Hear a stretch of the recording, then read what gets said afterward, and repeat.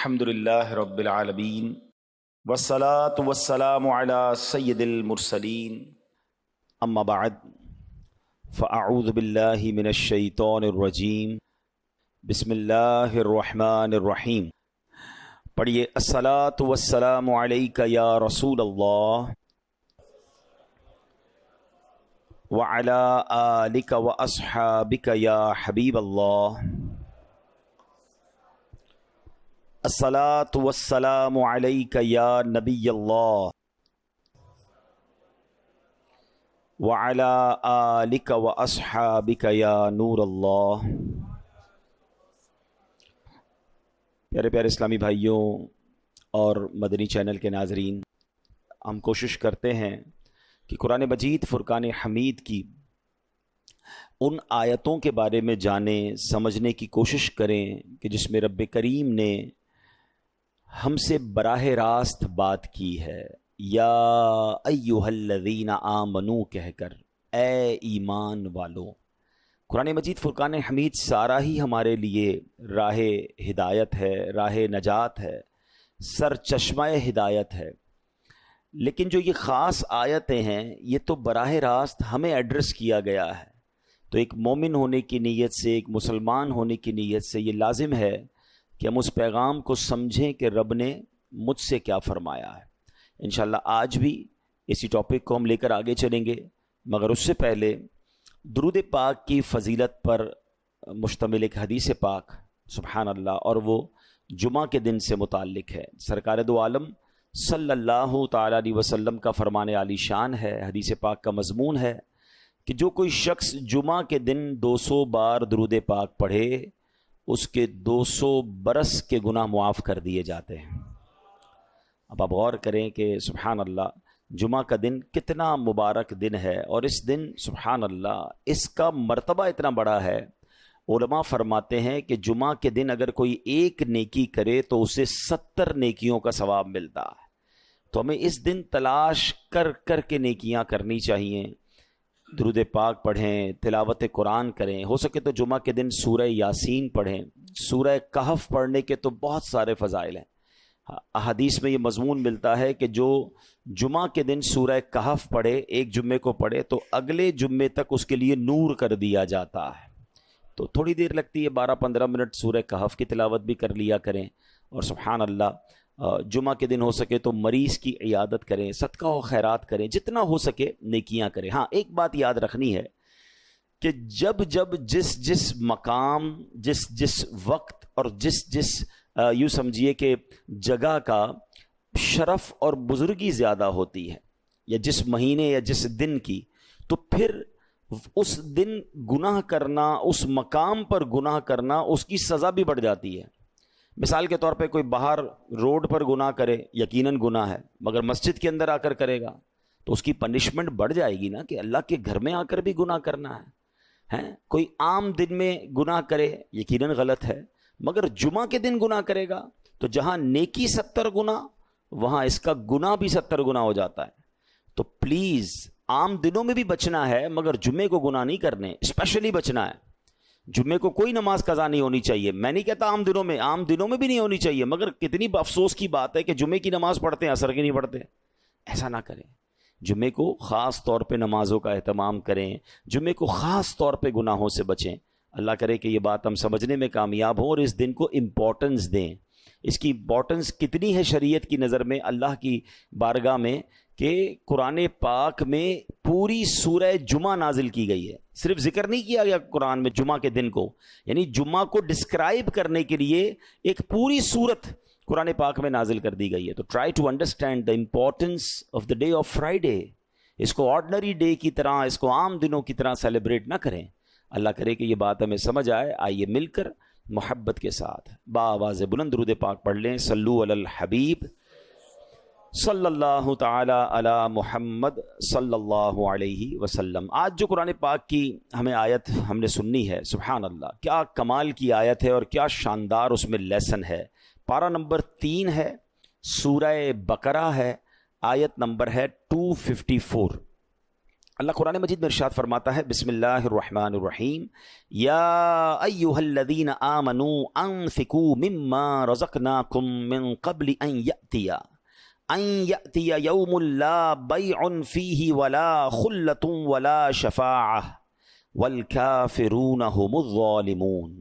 آسان ترجمہ قرآن کنز العرفان، اے ایمان والو ہمارے دیے ہوئے رزق میں سے اللہ کی راہ میں اس دن کے آنے سے پہلے خرچ کر لو جس میں نہ کوئی خرید و فروخت ہوگی اور نہ کافروں کے لیے دوستی اور نہ شفاعت ہوگی، اور کافر ہی ظالم ہیں۔ یعنی سبحان اللہ، اس قرآن مجید کی اس آیت میں ہمیں جھنجھوڑا گیا ہے۔ ایک دن آنا ہے جس دن مال کام نہیں آئے گا، جس دن کوئی دوستی کام نہیں آئے گی۔ ہاں، اچھے لوگوں کے ساتھ رہے ہوگے تو کام آئے گی، برے دوست اور خاص طور پہ اگر غیر مسلم ہیں، ایمان ہی نہیں ہے ان کے پاس، کوئی کام نہیں آئے گا تمہارے۔ اس دن سے پہلے اس دن کی تیاری کر لو۔ اللہ نے مال دیا ہے، اس کو اس کی راہ میں خرچ کر لو۔ اب اس آیت کا معنی کیا بنتا ہے ذرا سمجھیے گا۔ اس آیت میں آخرت کا زاد راہ تیار کرنے کا ایک اور طریقہ بیان فرمایا کہ قیامت آنے سے پہلے پہلے راہ خدا میں اپنا مال خرچ کر لو جو خدا ہی نے تمہیں عطا کیا ہے، اللہ نے ہی دیا ہے نا۔ یعنی یہاں یہ بات بھی سمجھنی ہے، ذرا مل کر جواب دیں گے، ہمیں مال کس نے عطا کیا ہے؟ اللہ نے دیا ہے۔ اچھا، میں آپ سے ایک بات پوچھنا چاہتا ہوں کہ دنیا میں ہم کسی کو کوئی پیسے دیں کہ بھئی یہ میرے 50,000 روپے ذرا رکھ لو، اور تھوڑے دنوں بعد میں اس کو کہوں یار وہ جو میرے 50,000 تھے اس میں سے 5,000 دے دو، یہ صاحب مجھے 5,000 واپس دے دیں، انہوں نے مجھ پر کوئی مہربانی کی؟ نہیں نا، پیسے میں نے دیے، میرے ہی پیسے تھے، اور 50 میں سے میں نے 5 ہی مانگے ہیں۔ اچھا، میں اس 5,000 پہ اس کو شاباش بھی دوں، تحفہ بھی دوں، خوش بھی ہو جاؤں، تو لوگ کہیں گے کمال ہے یار، اپنے ہی پیسے تھوڑے سے لے کر پھر کس بات کی خوشی ہے، پھر کس بات کا انعام ہے؟ ٹھیک ہے نا، کوئی کمال نہیں ہے اس بندے کا جس کے پاس ہم پیسے رکھوا کے ہمارے ہی پیسے اس میں سے بھی تھوڑے لے لیں۔ میرے رب کی شان دیکھیں کہ مال کون دیتا ہے؟ اللہ دیتا ہے۔ اچھا، اللہ اپنے مال میں سے فرماتا ہے میری راہ میں خرچ کر لو۔ اچھا، ہم خرچ کر بھی لیں تو کمال کیا کیا، دیا اسی نے تھا۔ بلکہ مزے کی بات پتہ ہے کیا، صرف مال نہیں دیتا، مال تو بہت سو کو دیا ہے، پھر اللہ خرچ کرنے کی توفیق بھی اللہ ہی دیتا ہے۔ دنیا میں سے بہت سارے لوگ ہیں جن کو اللہ نے بہت دیا ہے، توفیق نہیں دی ہے، اربوں پتی ہیں، زکوٰۃ نہیں نکلتی ہے۔ نفلی صدقات کی بات تو بعد میں آئے گی نا، جو فرض ہے، جو ضروری ہے دینا، وہ نہیں نکلتا کیونکہ توفیق نہیں ہے، دل نہیں چلتا۔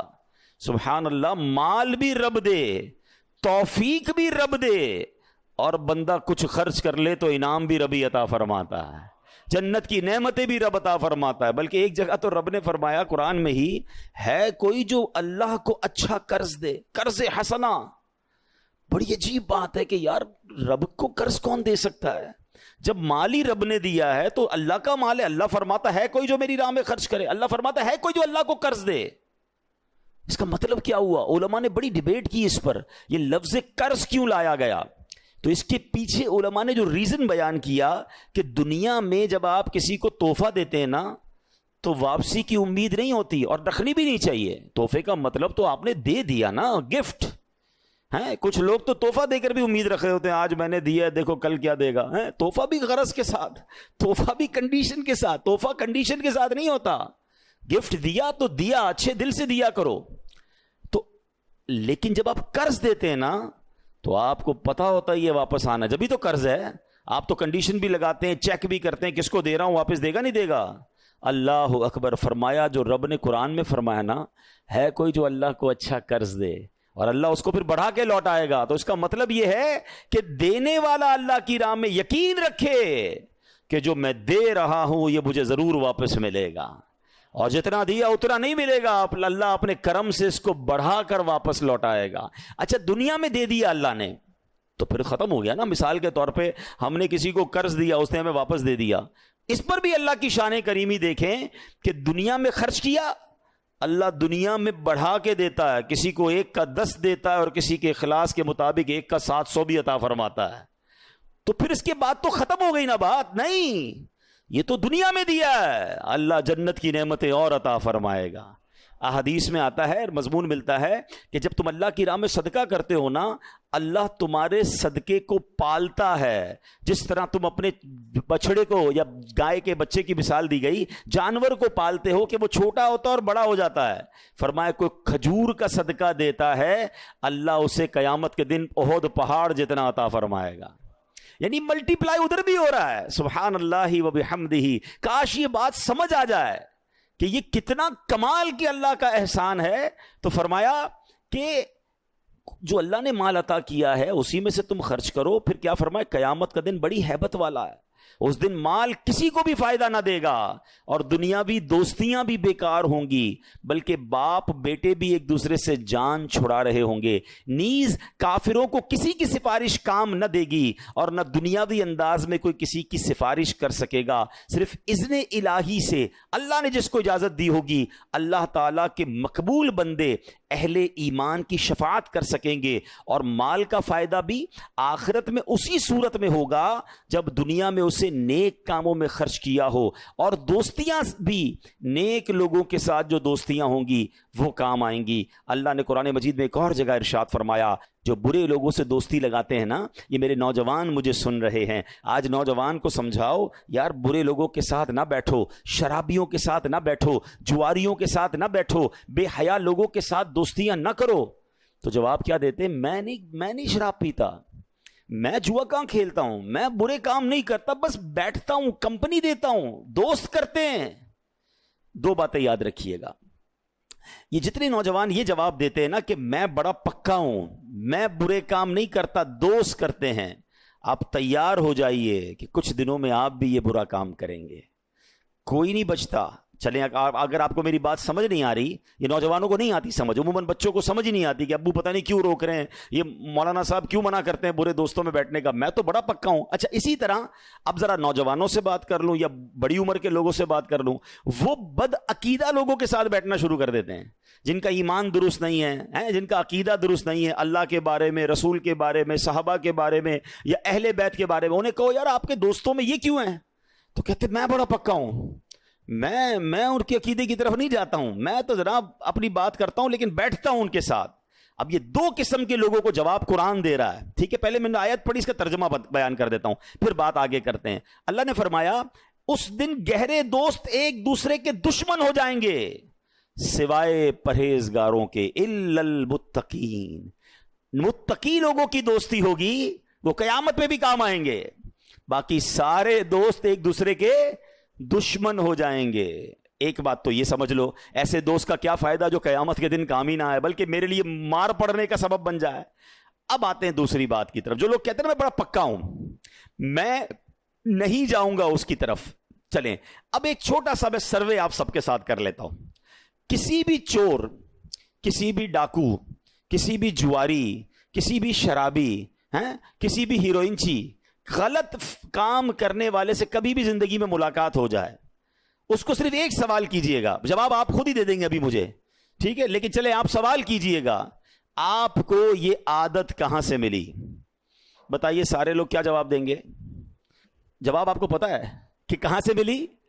کوئی ایک نہیں کہے گا جناب کہ یہ جو شراب کی عادت پڑی ہے نا یہ ابو نے مجھے لگائی ہے، یا امی نے برتھ ڈے والے دن مجھے یہ پسٹل لا کے دی تھی کہ بیٹا آج تیری برتھ ڈے ہے، یہ پسٹل لے اور آج سے چوری شروع کر دے. آپ کو یہ سارے لوگ جواب یہی دیں گے، یار بیٹھتا تھا، دوست پیتے تھے، دوست غلط کام کرتے تھے، دوست جوا کھیلتے تھے، کہا یار تھوڑے ہی پیسے لگا لو، بڑا مزہ آتا ہے، ہم تو روز جیتتے، تم بھی جیت جاؤ گے، اور جناب مجھے جوئے کی لت پڑ گئی اور آج سب کچھ بک گیا. آج میں اتنی شراب پیتا ہوں، پہلے ایک بھی نہیں پیتا تھا، آج جو میں یہ چرس اور ہیروئن پی رہا ہوں، میں تو صرف سگریٹ پیتا تھا، ایک بار دوست نے کہا ذرا تھوڑا سا کش تو لگا لو، اور آہستہ آہستہ مجھے یہ عادت پڑ گئی. ایک بندہ آپ دنیا میں نہیں دکھا سکتے کہ جس کو بری عادت لگی ہو اور وہ دوستوں کی وجہ سے نہ لگی ہو. تو واٹ از دا ریزلٹ؟ سیدھا سیدھا فارمولا ہے نا کہ برا دوست ہی دوست کو خراب کرتا ہے. اور سبحان اللہ، اب ذرا تھوڑا سا ایک اور سروے کر لیتے ہیں، آپ ہی کا سروے کر لیتے ہیں.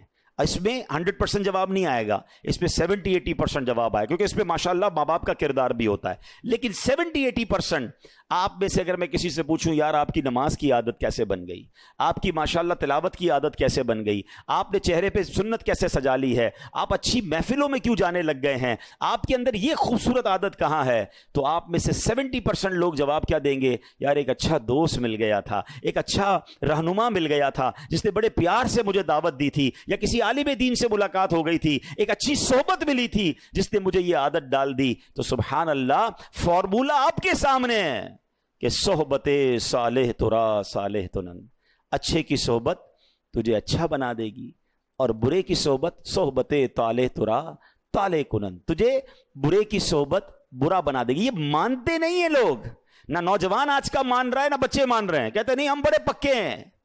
آپ کو امپیکٹ ضرور آئے گا. وہ یہ جو محاورہ ہے نا, یہ محاورہ صرف محاورہ نہیں, حقیقت ہے. خربوزے کو دیکھ کر خربوزہ رنگ پکڑے گا, یہ دنیا کا دستور ہے. اچھا تھوڑی دیر کے لیے چلے میں آپ کو ایک اور لاجیکلی ایگزامپل سے, ماحول کا کتنا اثر ہوتا ہے. اس وقت آپ سارے وضو کر کے تیار ہو کر ماشاءاللہ اللہ کے گھر میں بیٹھے ہیں, سر پہ ٹوپی لگائی ہوئی ہے.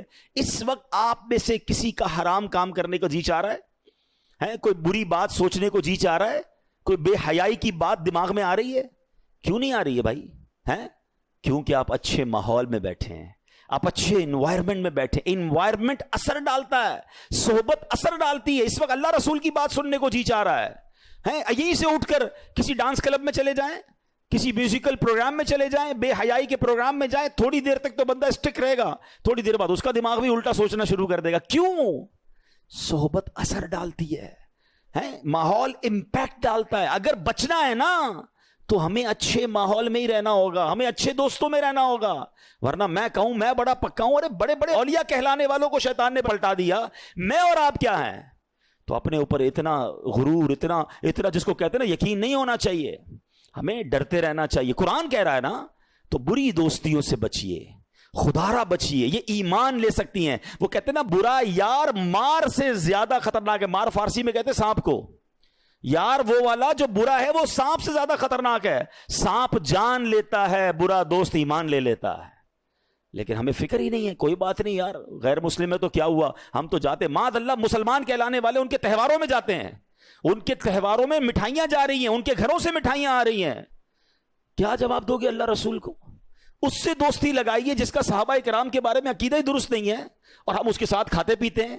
کیا جواب دیں گے ہم صحابہ کرام کو, نبی پاک کو کیا جواب دیں گے؟ سرکار دو عالم علیہ الصلوۃ والسلام فرماتے ہیں کہ الصحابی کالنجوم, میرے صحابہ ستاروں کی مانند ہیں. فبأیہم اقتدیتم اہتدیتم, میرے صحابہ ستاروں کی مانند ہیں, جس کی بھی پیروی کرو گے تم کامیاب ہو جاؤ گے. اور ان صحابہ کو برا بھلا کہنے والا میرا دوست ہو سکتا ہے؟ کیسے ہو سکتا ہے؟ سوچئے نا. اچھا پھر ایسے دوست لگائے ہوں گے جو اہل بیت کو برا بھلا کہہ رہے ہیں. معاذ اللہ, کبھی سوچا آپ نے کہ سرکار کی آل کے بارے میں بری بات کرنے والے کے ساتھ میں کیسے بیٹھ سکتا ہوں؟ مگر نہیں, کوئی بات نہیں یار, میرا دوست ہے, اس کا عقیدہ ہے. یار آپ کے والد کو کوئی گالی دے, آپ کی والدہ کوئی برا بھلا بولے, آپ اس کے ساتھ بیٹھیں گے؟ آپ کیا میں اس کی جان لے لوں گا, اس کا گلا پکڑ لوں گا؟ اچھا تمہاری ماں کو برا بھلا کہ تم نہیں بیٹھو گے. مومنوں کی ماں کے بارے میں, ہماری امہات المومنین کے بارے میں کوئی برا کہے, ہمارا دوست بن جاتا ہے. سوچیے ہم کیا کر رہے ہیں, ہم کدھر جا رہے ہیں؟ ہمارا کوئی معیار نہیں ہے. ہم مسلمان پہلے ہیں, ہمیں نبی پاک علیہ الصلوۃ والسلام سے بروز قیامت شفاعت لینی ہے. ہم کیسے ان کو دوست بنا سکتے ہیں؟ تو خدارہ سمجھیے, اللہ کے ولی, سبحان اللہ, اولیاء کرام کے بارے میں بری باتیں کرنے والا میرا دوست کیسے ہو سکتا ہے؟ اولیاء کرام, اچھا ولی کہتے کس کو ہیں؟ دوست کو. کس کا ولی ہے؟ اللہ کا دوست ہے. اللہ کے دوست کو برا کہے تو اللہ مجھ سے راضی ہوگا؟ میرا بہت چھوٹا سا علم ہے پیارے اسلامی بھائیوں, لیکن میں نے اب تک جو پڑھا ہے, 2 ہی مقامات قرآن مجید میں ملتے ہیں یا احادیث میں سننے کو ملتا ہے کہ یہ 2 کام ایسے ہیں کہ کوئی کر لے تو وہ ایسا ہے جس سے اللہ اعلان جنگ فرماتا ہے. رب سے جنگ کرنا ہے, یہ 2 کام ایسے ہیں. مجھے بتاؤ اللہ سے جنگ کر کے کوئی جیتے گا؟ بربادی ہونا ہے نا. تو ان 2 کاموں سے تو مجھے میلوں کوسوں دور رہنا ہے. وہ 2 کام کون سے ہیں؟ فرمایا ایک سود کا کام کرنے والا اور ایک اللہ کے ولی سے دشمنی کرنے والا.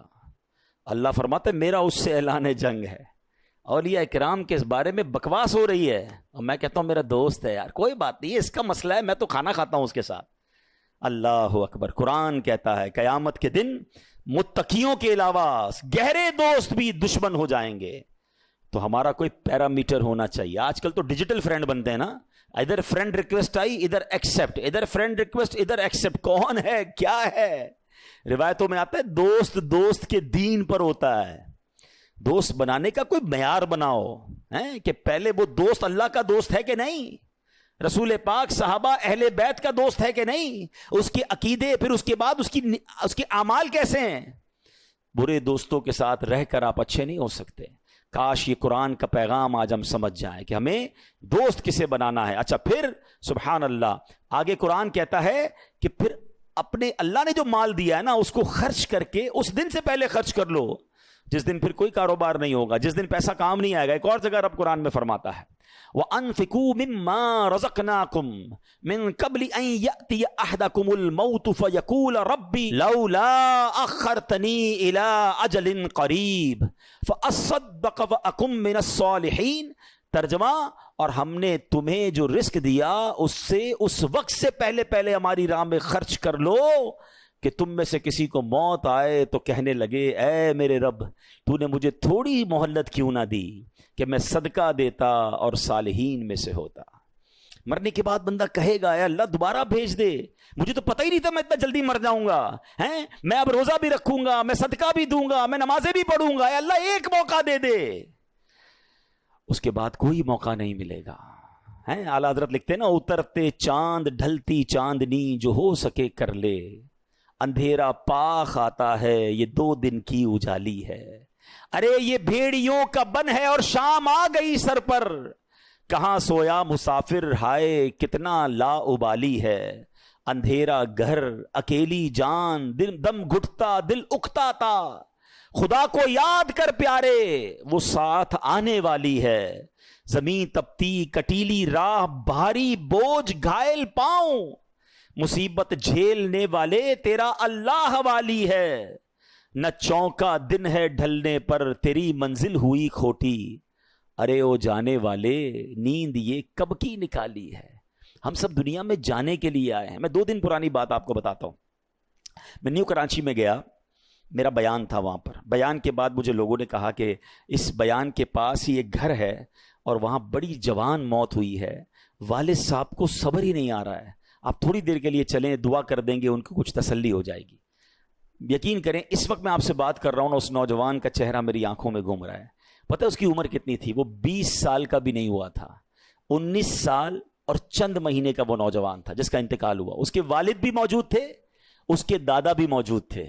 میں اس گھر میں ملنے گیا. آپ یقین کریں جو ان کی کیفیت تھی, پتہ وہ کیا کہتے تھے؟ میں نے کہا کیسے انتقال ہوا؟ وہ کہتے یہ نوجوان صرف 2 دن پہلے بیمار ہوا, بخار ہوا. ہم نے کہا نارمل سی بات ہے, گھر میں دوائی دے دیتے ہیں ہم بخار میں. اگلا دن اس کا چہرہ پیلا پڑنا شروع ہو گیا. ہم سمجھے پیلیا ہو گیا ہے. علاقے کے ڈاکٹر کو دکھانے گئے کہ جناب کوئی تھوڑی سی دوائی دے دیں, جوائنٹس لگ رہا ہے. شام تک اس کی طبیعت اتنی بگڑ گئی کہ ہم پھر کسی بڑے ہاسپٹل میں لے گئے. ہاسپٹل والوں نے کہا طبیعت سیریس ہے, راتوں رات اس کو ہاسپٹل میں ایڈمٹ کیا اور اگلے دن اس کا وصال ہو گیا. ہم نے جتنے ٹیسٹ کروائے, وہ کہتے ہیں جو ٹیسٹ کی رپورٹیں تھیں نا وہ بھی نہیں آ پائیں. بندے کے انتقال کے 3 دن بعد ٹیسٹ کی رپورٹیں آ رہی ہیں کہ بلڈ میں یہ پرابلم ہے, وہ یعنی اتنا بھی ٹائم نہیں ملا ہمیں کہ ہم اس کی ڈائگنوز کر سکتے کہ اس کو پرابلم کیا تھا. بڑا پیسے والے تھے, بڑا گھر تھا, سب کچھ تھا, مگر وہ 20 سال کا نوجوان اب اپنی قبر میں اکیلا ہے. کاش یہ بات ہمیں سمجھ آ جائے کہ میں نے بھی جانا ہے, آپ نے بھی جانا ہے. کس بات کا انتظار ہے یار؟ ہمیں کیوں لگ رہا ہے کہ ابھی بہت باقی ہے, ابھی تو بڑی لائف پڑی ہے, ابھی تو بڑھاپا آئے گا, پھر جناب اللہ اللہ بھی کر لوں گا, پھر توبہ بھی کر لوں گا, پھر حرام بھی چھوڑ دوں گا, پھر اللہ کی راہ میں خرچ بھی کر لوں گا. دادا موجود ہے, پوتا قبر میں ہے. وہ ایک قبرستان میں تختی لگی ہوئی تھی نا ایک قبر کے اوپر, میں بڑا اہم تھا یہی میرا وہم تھا. کاش یہ بات سمجھ آ جائے. تاریخ پیدائش بھی لکھی ہوتی ہے اور تاریخ وصال بھی. کیلکولیٹ کیا کریں گے یار, یہ 70 سال کے بعد قبر میں گئے, پھر آپ کو کوئی قبر ملے گی جو 40 سال کا قبر میں گیا ہوگا, آپ کو ایسی بھی قبر ملے گی جو 15 سال میں قبر میں گیا ہوگا. بلکہ قبرستان میں چھوٹی چھوٹی قبریں بھی ہوتی ہیں, بچے بھی قبر میں گئے. اٹ مینز ہم میں سے ہر کوئی ایک سیکوینس سے آیا ضرور ہے. میرے دادا پہلے آئے ہیں، آپ کے بھی پہلے دادا آئے، پھر والد آئے، پھر آپ آئے، پھر آپ کے بچے، پھر ان کے بچے. یہ ایک سیکوینس ہے، ایک ترتیب ہے. آنے کی ترتیب ہے، جانے کی ترتیب نہیں ہے. ہیں پہلے کوئی بھی جا سکتا ہے، تو پھر کیوں تیاری نہیں کر رہے؟ یہی تو قرآن کہہ رہا ہے کہ بندہ مرنے کے بعد کہے گا یا اللہ مجھے مہلت کیوں نہ دی، میں نیک کام کرتا، میں تیری راہ میں خرچ کرتا. موت مہلت دے کر نہیں آتی ہے. مجھے اور آپ کو کوئی میسج نہیں آئے گا. آج کل میسج آتا ہے نا موبائل کمپنی کا کہ جناب 90% ڈیٹا یوز ہو گیا ہے، پلیز اب 10% رہ گیا ہے، اب جلدی سے پیسے ڈلوائیں ورنہ موبائل بند ہو جائے گا. ہم کہتے ہیں یار اپنے اسٹاف کو یا پیسے بھجواؤ، موبائل بند ہونے والا ہے. زندگی میں مجھے اور آپ کو کوئی میسج نہیں آئے گا کہ your 10% life remaining, please make repentance, توبہ کر لیں، 10% رہ گئی ہے، 2 دن رہ گئے، اب سجدہ کر لیں، اب اللہ کو راضی کر لیں، اب چھوڑ دیں حرام کو. نہیں، صبح بندہ گھر سے نکلتا ہے، شام جنازہ گھر پہ آتا ہے. پلیز قرآن کے اس پیغام کو آج لے کر جائیں. اللہ نے مال دیا ہے، زندگی میں خرچ کر لو، اچھی جگہ خرچ کرو، غریبوں کی مدد کریں، صدقہ جاریہ والے کام کریں، زکوٰۃ اس کی پوری دیں، اور صرف زکوٰۃ کیوں اور خرچ کر لو. اچھا یہ مال جانا کدھر ہے؟ آپ ہی کے اکاؤنٹ میں جانا ہے. اللہ کی راہ میں خرچ کر کے ٹینشن کیوں ہوتی ہے؟ کوئی ایسا بندہ دیکھا آپ نے کبھی کہ جو بندہ کہے یار آج بڑا موڈ آف ہے؟